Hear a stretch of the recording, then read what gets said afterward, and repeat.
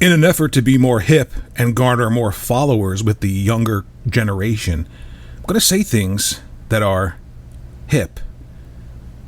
That Xbox showcase be straight fire, yo. Phil Spencer be ballin' and shot callin', yo. That didn't work. Let's move on, shall we? The Xbox showcase was probably the best showcase that Microsoft has ever put on, and I've been around since the OG Xbox and seen every show, every E3, and I think it was the best until, of course, the IGN interview with Phil Spencer. Phil Spencer just needs to stop talking, take the victory lap. You had a great show, just be quiet. There was no need to tell people that, yes, more of our games and the IPs that we're building, which means new IPs because you're building them, are going to go to more screens. Just let sleeping dogs lie and win the race. You're right at the finish line. It's there. Phil Spencer's chugging along. A couple feet from there, he stops and just starts to have a conversation with Ryan McCafferty. And I'm like, fucking win! Go! But no, that's not what happened.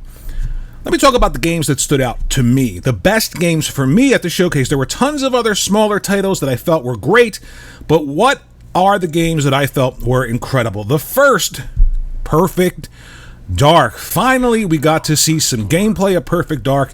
Kind of a mix between Deus Ex, stealth mechanics. I love the idea of using gadgets to sort of break into places, copying the voices, using it as a passcode.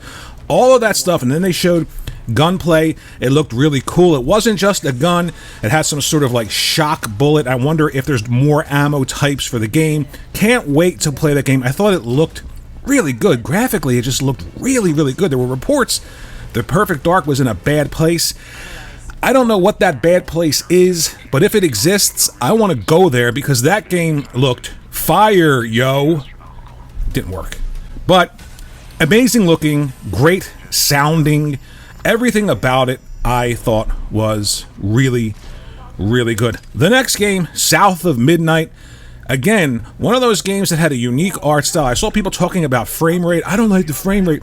I think it's not the frame rate. I think it's the animation style. It's stop motion. I think about Ray Harryhausen and the Seventh Voyage of Sinbad, stuff like that I used to watch when I was a kid. Stop motion animation. Move, stop, move, stop, move, stop, and then put it all together and you get that kind of weird sort of stop motion animation. I thought it looked great. Then they showed the gameplay and I thought, wow, this looks incredible. I love the way the world looked. The lighting and the atmosphere really were something that stood out to me. And it kind of reminded me, not a shot, but it kind of reminded me of Forspoken, the way you're moving around and you're like zipping around and flying around. And I like that about Forspoken. I like that kind of traversal. I'm not sure if the world is completely open, but what I saw intrigued me and I'm very excited to check out South of Midnight. Then there was Avowed. Now, Avowed was one of those games that I never really felt was too exciting when I saw it. And the more I see of it, it kind of is getting better, but it just looks like sort of maybe the game at the bottom of the list, for me anyway. It just kind of doesn't have that sort of wow factor to me that the other games do. But I want to be wrong, and it is great that it's another game for me to sort of get excited about and try. It looks like the standard sort of Obsidian RPG, kind of like Outer Worlds or Wilds. Which one is it? I forget. It has that sort of, I guess, kind of open world. They said it was kind of open, but not completely open. I need to see more of the combat. I need to see more of the characters and the way you interact. Just more. And they're not showing a lot of that particular game. They're showing the same sort of things over and over and over again. So I'm not sure about Avowed, but I'm interested in it.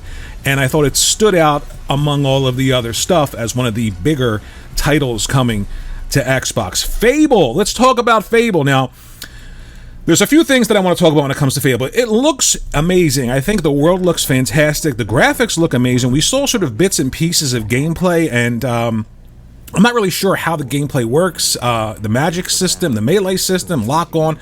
They haven't really talked about anything, but it does look really, really good. Now, in terms of Fable of old, you used to have a choice between a male and a female character. There was some sort of light elements to your character creation, but just basically male and female choices. They haven't really shown any choice besides that female character in the game. And I'm not saying that a role-playing game can't have a character predefined, because there's been a ton of role-playing games that have been successful, like The Witcher, that give you one character, Geralt, to play as. So it could be fantastic. It's just a departure, if that's true, from what Fable was in the past. You have a choice to create who you want to be, and I'm not sure if they're going to give you that with this one, but I felt like every time I see it, it looks incredible. It's definitely Playground Games and their ability to create a believable world. And when I play like Forza games, the backgrounds look incredible. And now, I always wanted to like get out of the car and explore, and now those worlds are being created for Fable. So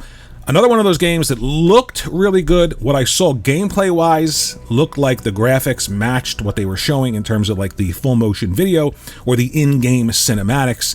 But I'm really excited about that one. I thought it showed pretty well. And last but not least, Indiana Jones and the Great Circle. It's an Indiana Jones game. I'm not too sure how huge Indiana Jones is anymore to people who aren't old like myself. But there's no denying that the production value on that game is absolutely incredible. I mean, everything that I saw, from the animation to the motion capture to the lip syncing to just the writing in general, it just looked really, really good. And when they get to the gameplay, it still looks phenomenal. I'm still waiting to see how that works with indie. Platforming in first person is always incredibly difficult. The gameplay seems to be heavily focused on using the whip, which is fine. Everyone likes the good whip.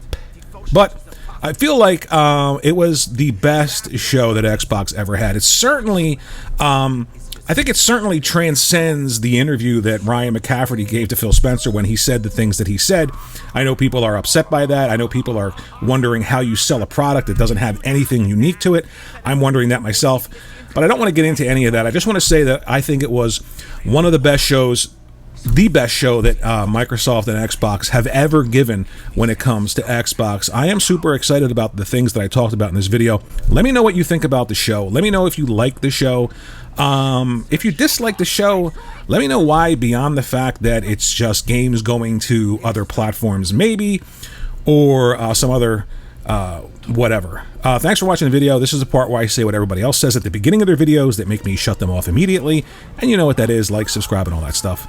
Thanks for watching, and I'll see you in the next video.